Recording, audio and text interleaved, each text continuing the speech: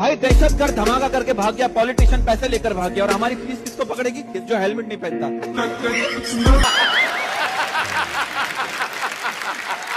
जी जी बेटा बोलो। मैं एक बीटीसी छात्र हूँ। बीटीसी अब टेट सीटेट पास हुई। मेरा बीजेपी से क्वेश्चन है कि कैसे हो जाऊँ तेरी इबादत में फना। कैसे हो जाऊं तेरी इबादत में फना। कैसे हो जाऊँ तेरी इबादत में फना। मैंने मांगी नौकरी और तुमने दे दिया नमक तेल चना।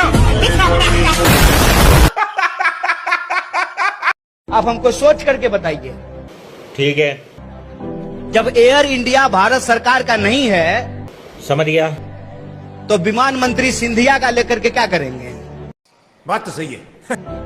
जब नहीं है एयर इंडिया तो क्या करेगा ज्योतिरादित्य सिंधिया? ये सोच करके मुझे बताइए कि जब हमारे पास रेलवे ही नहीं बचेगी तो रेल मंत्री क्या करेगा? इस सज्जन को क्या तकलीफ है भाई? जब हमारे पास बीएसएनएल ही नहीं बचेगा तो कम्युनिकेशन मिनिस्टर क्या करेगा? यही नहीं, अभी और सुनिए। जब आप शिक्षा को बेच ही देंगे तो एजुकेशन मिनिस्टर क्या करेगा? और कहते हैं कि सब कुछ के लिए आत्मनिर्भर बनो, तो आप भी आत्मनिर्भर बन जाओ।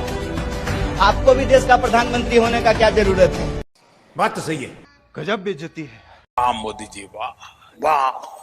कैग की रिपोर्ट में एक के बाद एक बीजेपी के काले कारनामे उजागर हो रहे हैं। मोदी सरकार का सबसे बड़ा घोटाला आयुष्मान योजना है, जिसमें मुफ्त इलाज के नाम पर मुर्दों का इलाज करवा रही भाजपा ने इलाज कराने वाले 7.5 लाख लोगों को एक ही मोबाइल नंबर से जोड़ दिया।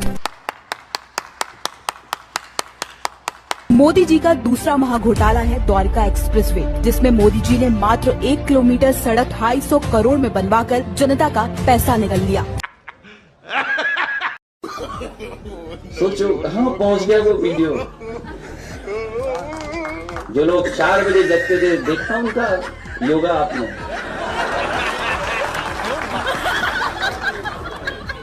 हम तो ये कहते हैं कि जो काम नहीं कर सकते क्यों करना? अगर योगा ही करना था तो लोम विलोम करके ही काम चला लेते। अच्छा, वो अमेरिका का एक वैज्ञानिक कह रहा था जी, बोले हमने एक आदमी की किडनी बदली, 2 घंटे बाद वो काम धंधा ढूंढ रहा था। अच्छा।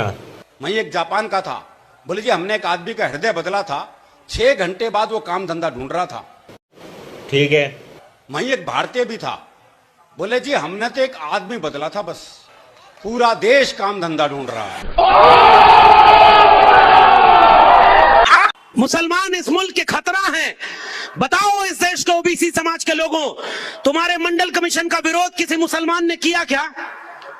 रोहित वेमुला पायल तड़वी के खिलाफ कोई मुसलमान खड़ा था क्या? आपका लेटरल एंट्री में रिजर्वेशन नहीं मिल रहा है, ये कोई मुसलमान छीन रहा है क्या? सरकारी शिक्षा और सरकारी नौकरी को प्राइवेट हाथों में बेचकर आपका आरक्षण खत्म कर दिया गया, ये कोई मुसलमान कर रहा है क्या? आपके बच्चों की शिक्षा को प्राइवेट हाथों में बेच करके अंबानी अडानी का गुलाम बना दिया गया। लाखों रुपए में डिग्रियां बिकेंगी, जिसकी जेब में पैसा होगा उसके बच्चे पढ़ेंगे, जिसकी जेब में पैसा नहीं होगा उसके बच्चे नहीं पढ़ेंगे। ये कोई मुसलमान कर रहा है क्या? बात तो सही है। इस देश में दुकान में सामान हो या नहीं, बेचना 2 लोगों को आया, दोनों इस समय टॉप पर हैं भाई। 12 साल बाबा ने टेलीविजन पर आकर कहा काम धंधा छोड़ो योग करो, काम धंधा छोड़ो योग करो। हमने योग शुरू कर दिया, उसने काम धंधा। पहले हम रोड टैक्स दे देते हैं, फिर ऊपर से टोल टैक्स देते हैं। हर 20-25 किलोमीटर चलने का टोल टैक्स अलग से देते हैं। मन में कभी सवाल नहीं उठता आपको कि जब हमने रोड टैक्स दे दिया तो ये टोल टैक्स क्यों देना? या तो हम रोड टैक्स नहीं भरे तब समझ में आता है, रोड टैक्स भी दे रहे हैं फिर टोल टैक्स क्यों? हमारे ही रोड टैक्स के पैसे से रोड बन रही है, फिर उसी पे चलने के लिए और टोल टैक्स क्यों? और हर 20-25-50 किलोमीटर पर क्यों? एक दिन मैंने हिसाब निकाला था, दिल्ली से कलकत्ता अगर गाड़ी से आप चले जाएं तो डीजल के खर्चे से ज्यादा टोल टैक्स का खर्चा। दिल्ली से कलकत्ता सड़क रास्ते से आप चले तो हम हिंदुस्तान की सरकार को इनकम टैक्स के रूप में, कॉर्पोरेट टैक्स के रूप में, एक्साइज ड्यूटी के रूप में, वैल्यू एडेड टैक्स के रूप में, सेल्स टैक्स के रूप में, सेंट्रल सेल्स टैक्स के रूप में, रोड टैक्स के रूप में, टोल टैक्स के रूप में, प्रॉपर्टी टैक्स के रूप में, हाउस टैक्स के रूप में, 64 तरह के टैक्स के रूप में हर साल हम 20 लाख करोड़ दे देते हैं। 6,14,000 करोड़ केंद्र सरकारों को और बचा हुआ सब राज्य सरकारों को 35 राज्यों में। फिर हमारी गरीबी भुखमरी बेकारी क्यों होगी? सूर्य उदय पहले कहाँ उगता है? सूर्योदय सबसे पहले हमारे भारत में हम आपको बता दें, सबसे पहला सूर्योदय कहाँ होता है। हम एक बार गए थे इस तरफ, हाँ इस तरफ, आसाम के आगे भी कुछ है, उसके आगे क्या है, मणिपुर के आगे क्या है, हम उस तरफ नागालैंड गए थे हम। अच्छा, हम नागालैंड गए थे। नागालैंड भारत की ही धरती है। ठीक है। नागालैंड वहां गए तो सवेरे 4:30 बजे देखा तो दिन था 4:45 बजे, इसलिए उस तरफ सबसे पहला सूर्योदय होता है। समझ गया महाराज जी, बल्कि गूगल में सर्च करने से बताता है कि जापान में पहले सूर्योदय होता है। डॉक्टर्स ने रिसर्च के आधार पर बात कही है। इसमें कहा गया है कि गोबर में नहाने से ब्लैक फंगस यानी म्यूकोरमाइकोसिस के मामलों की संख्या बढ़ सकती है। जानवरों के गोबर में सड़ने गलने वाले कार्बनिक पदार्थ में खूब पाए जाते हैं। ऐसे अंधविश्वास चिंता में डालने वाले हैं। ब्लैक फंगस के मामले बढ़ रहे हैं। कैसे कैसे लोग रहते हैं यार यहाँ पर।